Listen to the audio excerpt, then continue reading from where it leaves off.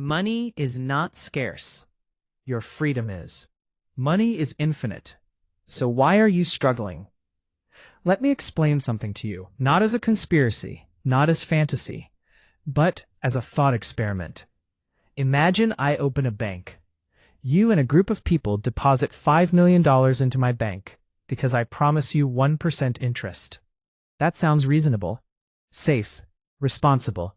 Now I take that same money and lend $4.5 million of it to someone building a restaurant at 10% interest.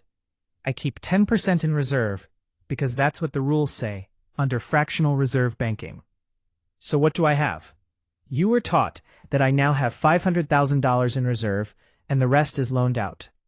But in reality, something very different happens. The moment I issue that loan, new money is created. The borrower now has $4.5 million to spend, while your original $5 million still appears in your account. On paper, the system now reflects $9.5 million. Money was created out of nothing, backed only by a promise to repay. This is not theory. This is how modern banking works. And that is the first crack in the illusion. Where this system came from. Banks didn't start as money printers. They started as gold vaults. Centuries ago, merchants stored gold for safety. The bank would give them a receipt, promising the gold could be withdrawn at any time. Instead of moving heavy gold across countries, people began trading the receipts. The paper became more convenient than the gold. Then bankers realized something. Most people never came back to withdraw their gold, so they began issuing extra receipts, lending gold that technically wasn't there, because statistically, not everyone would demand it at once. This worked until everyone demanded it at once. That's called a bank run. So what did banks do? They formed alliances. Eventually, central banks. If one bank collapsed, others would support it. If a king refused to repay loans, banks would finance his enemy. Over time, money became less about gold and more about power. Because the true power wasn't in gold.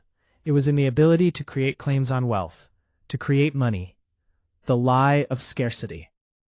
Now here is where it gets uncomfortable. You've been taught since childhood that money is scarce. You must compete for it, work hard for it, fear losing it. But money is not scarce. It is created digitally every day. Governments and central banks inject billions, sometimes trillions, into the financial system when they choose to. So if money can be created infinitely, why is there poverty? Why do people starve? Why is there homelessness? The standard answer is scarcity of resources. But look closer. Food waste globally is massive. Entire supermarkets discard edible food daily. Crops are destroyed to maintain prices. Houses sit empty while people sleep on the street. The issue is not pure scarcity. The issue is controlled distribution. Scarcity is often engineered. Because if everyone had enough, truly enough, the leverage disappears. And the system runs on leverage. Why poverty must exist in this system? Ask yourself something deeper. If everyone were financially secure, would fear drive them to work exhausting jobs? If survival wasn't threatened, would people accept conditions they hate? Poverty creates motivation. Not inspiration, motivation through fear. From childhood, you're told, study hard or you'll end up poor. You are shown suffering as a warning. Running. The goal of money creation is not to eliminate poverty. It is to manage behavior. If too much money circulates and people feel comfortable, crises happen. Markets crash. Assets deflate. Recessions reset the system. We're told these crises are natural cycles. But ask yourself, if money is created by design, why are collapses always framed as accidents? What if economic crises function to remove excess liquidity, restore fear, and reinforce the belief that money is fragile and scarce? Because if people stop believing money is scarce, they stop fearing. And if they stop fearing, they stop being controllable. War, debt, and destruction. Wars destroy wealth. Recessions destroy wealth. Inflation erodes wealth. Every major reset redistributes power upward. And each time, the public is told, this is unfortunate. This is unavoidable. This is how the system works. But the system was built by people.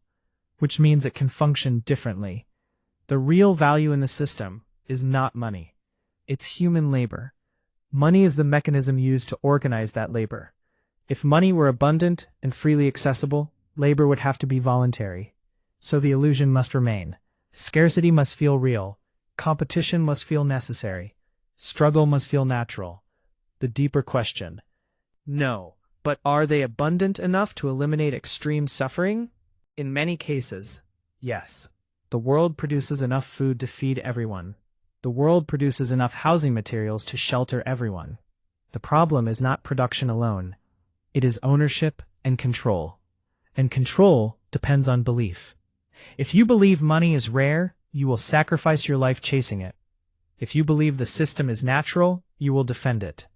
If you believe poverty is personal failure, you will blame yourself instead of questioning structure. And that belief is what keeps the system stable.